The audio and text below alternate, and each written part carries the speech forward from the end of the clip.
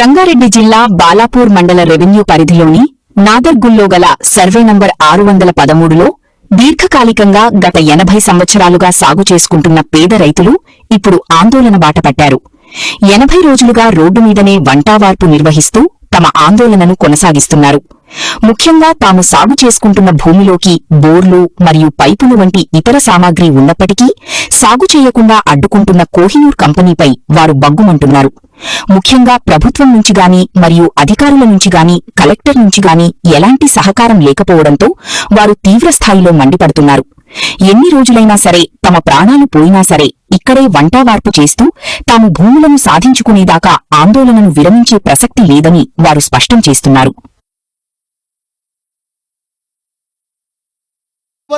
High court state judgement ఉంటుంది, వాళ్ళ దగ్గర ఆర్డర్ ఉంటుంది, ఎవరు స్పందించారు దానికి.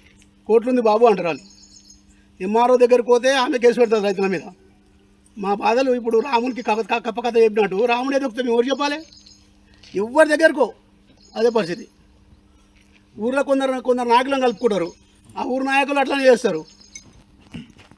ఊర్లో పెద్ద మనుషులను కలుపుకుంటారు, ఎవరిని ఉంటే ఆయనకి.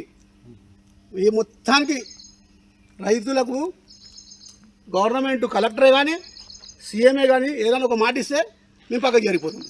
అంటే మీరు గత ఎలక్షన్లో మీరు ఏమైనా ఓటు వేయలేదా? ఏమైనా కక్షలాగా అనిపించిందా? ఓట్ల విషయమే లేదు ఇక్కడ, ఓట్ల విషయమే లేదు ఇక్కడ. స్థానిక ఎమ్మెల్యే ఇప్పుడు మమ్మల్ని ఫాలో అవుతుంది. మీకు చేస్తాము వాళ్ళ మాట ఇస్తారు. మా గవర్నమెంట్ వస్తే మీకు పట్టాలు ఇస్తామని. హరీష్ రావు గారు అయితే ఏ నిమిషం ఆ నిమిషం ఒక మనిషినే పెట్టాడు మా వెంబడి.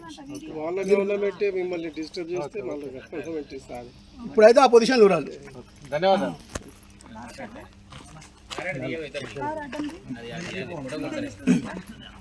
వంక ప్రభాకర్ చెప్పండి, ఇక్కడ ఈ ఉద్యమం ఇట్లా పొజిషన్ ఏ స్థితిలో? ఈ రోజుకు 79 రోజు వంటవార్పు చేయబట్టి మాకు గవర్నమెంట్ నుంచి కానీ ఇతర రాజకీయ పార్టీల నుంచి కానీ మాకు ఎటువంటి న్యాయం జరగకపోవడం వల్ల మేము ముందుకు ఇంకా రేపు జరగబోయే సోమవారం రోజు మేము పాదయాత్ర ప్రోగ్రాం చేద్దాం అనుకుంటున్నాము.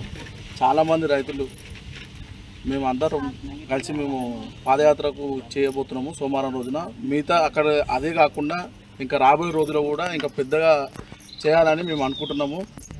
ఆ రోజు మేము పోయిన రోజు మాకు న్యాయం జరగకపోతే మేము ఇంకా ఏడికైనా ఓనిక సిద్ధంగా ఉన్నాం సార్. అంటే ముఖ్యంగా ఈ 613 సర్వే నెంబర్ సంబంధించి ఇది అధికారుల తప్పిదం అనవచ్చా, పాలకుల తప్పిదం అనవచ్చా? అందరూ అధికారులే ఉంది సార్, బరాబర్ ఉంది, అధికారులే ఉంది. మాకు ఎటువంటి న్యాయం జరుగుతలేదు. మేము ఎంఆర్ఓ దగ్గరికి పోతే ఆర్టీఓ దగ్గరికి పోతే ఎటువంటి న్యాయం జరుగుతలేదు కాబట్టి మేము అధికారులే ఉందని చెప్పి. అంటే ఎన్నేళ్ళ నుంచి మీరు సాగులో ఉన్నారు? మేము 1970 నుంచి సాగున్నాం.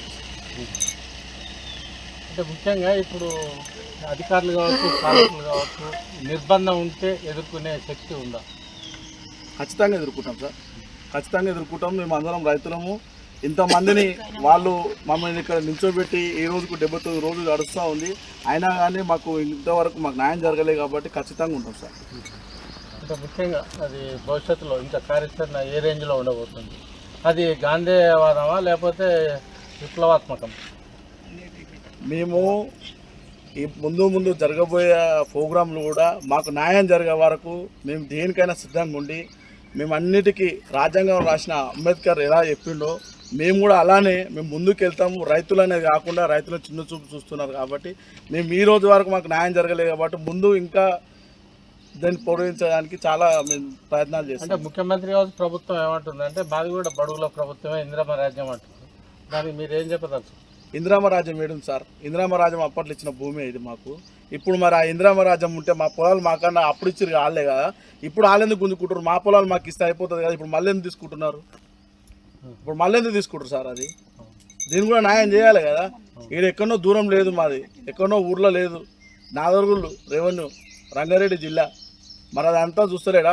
నిన్న వచ్చిన ఇక్కడ కోయిడ దగ్గరికి పోతాడు, ఫ్రూట్ మార్కెట్ ఓపెన్ చేస్తాడు, అక్కడనేమో ఫ్యాక్టరీ ఓపెన్ చేస్తాడు. ఇవన్నీ నాదర్గులు కూడా ఇక్కడ పక్కనే ఉందిగా, పోయే దారిలో ఉందిగా, మరి ఈడికెందుకు రాడు రేవంత్ రెడ్డి?